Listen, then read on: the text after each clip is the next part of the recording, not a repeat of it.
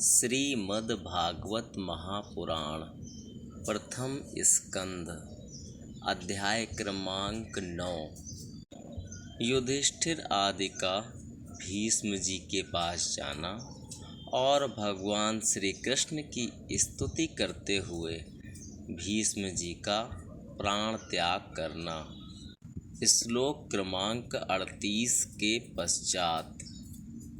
विजय रथ कुटुंब आततोत्रे धृत हयरश्मिनि तच्छ्रिये क्षणीये भगवती रतिरस्तु मे मुमूर्षोर्यमिह निरीक्ष्य हता गताः सरूपम् ललित गति विलास वल्गुहास प्रणय निरीक्षण कल्पितो रुमानाः कृतमनुकृतवत्य उन्मदान्धाः प्रकृतिमगन किल यस्य गोपवध्वः मुनिगण नृपवर्य संकुलेन्तः सदसि युधिष्ठिरराजसूय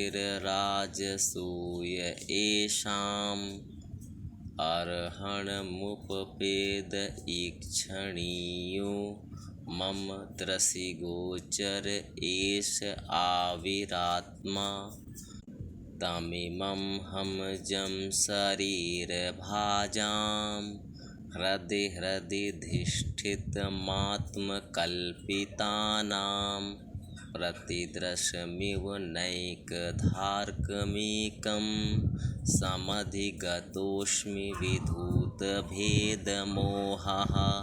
सूत उवाच कृष्ण एवं भगवती मनोवाक्दृष्टिवृत्तिभिः आत्मन्यात्मानमावेश्य सोऽन्तः श्वास उपारमत् सम्पद्यमानमाज्ञाय भीष्मं ब्रह्मणि निष्कले सर्वे बभूवुस्ते तूष्णीं वयांसीव दिनात्यये तत्र दुन्दुभयो नेदुर्देवमानववादिताः सशंसुः साधवो राज्ञां खात्पेतुः पुष्पवृष्टयः तस्य निर्हरणादीनि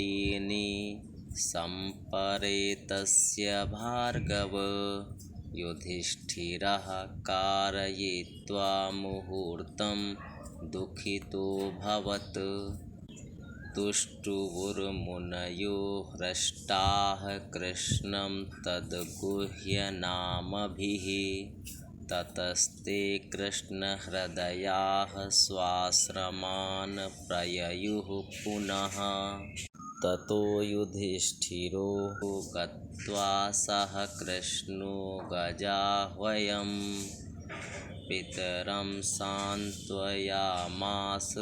गान्धारीं च तपस्विनीं पित्रा चानुमतो राजा वासुदेवानुमोदितः चकार राज्यं धर्मेण पितृपैतामहं विभुः।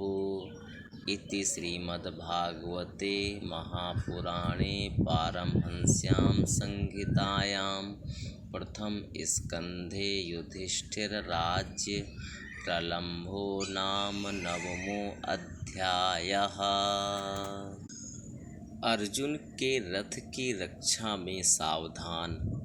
जिन श्री कृष्ण के बाएं हाथ में घोड़ों की रास थी और दाहिने हाथ में चाबुक, इन दोनों की शोभा से उस समय जिनकी अपूर्व छवि बन गई थी तथा महाभारत युद्ध में मरने वाले वीर जिनकी इस छवि का दर्शन करते रहने के कारण सारूप्य मोक्ष को प्राप्त हो गए, उन्हीं पार्थ सारथी भगवान श्री कृष्ण में मुझ मरणासन्न की परम प्रीति हो।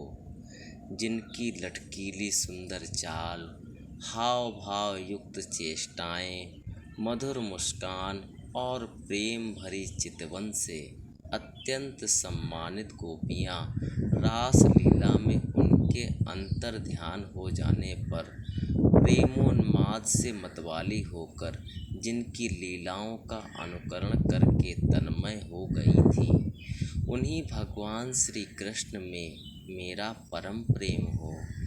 जिस समय युधिष्ठिर का राजसूय यज्ञ हो रहा था, मुनियों और बड़े बड़े राजाओं से भरी हुई सभा में सबसे पहले सबकी ओर से इन्हीं सबके दर्शनीय भगवान श्री कृष्ण की मेरी आँखों के सामने पूजा हुई थी।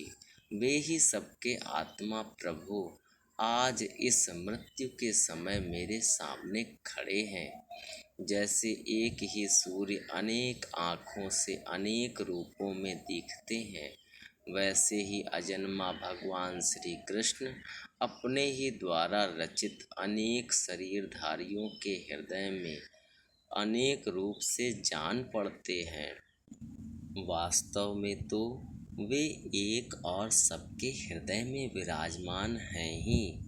उन्हीं इन भगवान श्री कृष्ण को मैं भेद भ्रम से रहित होकर प्राप्त हो गया हूँ। सूत जी कहते हैं, इस प्रकार भीष्म पितामह ने मन, वाणी और दृष्टि की वृत्तियों से आत्मस्वरूप भगवान श्री कृष्ण में अपने आप को लीन कर दिया।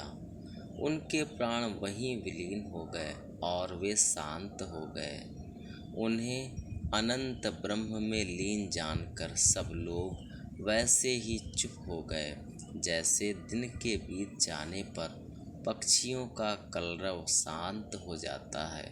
उस समय देवता और मनुष्य नगारे बजाने लगे। साधु स्वभाव के राजा उनकी प्रशंसा करने लगे और आकाश से पुष्पों की वर्षा होने लगी। शौनक जी, युधिष्ठिर ने उनके मृत शरीर की अंत्येष्टि क्रिया कराई और कुछ समय के लिए वे शोकमग्न हो गए। उस समय मुनियों ने बड़े आनंद से भगवान श्री कृष्ण की उनके रहस्यमय नाम ले लेकर स्तुति की। इसके पश्चात अपने हृदयों को श्री कृष्णमय बनाकर वे अपने अपने आश्रमों को लौट गए। तदनंतर भगवान श्री कृष्ण के साथ युधिष्ठिर हस्तिनापुर चले आए और उन्होंने वहाँ अपने चाचा धृतराष्ट्र और तपस्विनी गांधारी को ढांढस बंधाया। फिर धृतराष्ट्र की आज्ञा और भगवान श्री कृष्ण की अनुमति से समर्थ राजा युधिष्ठिर अपने वंश परंपरागत साम्राज्य का धर्मपूर्वक शासन करने लगे।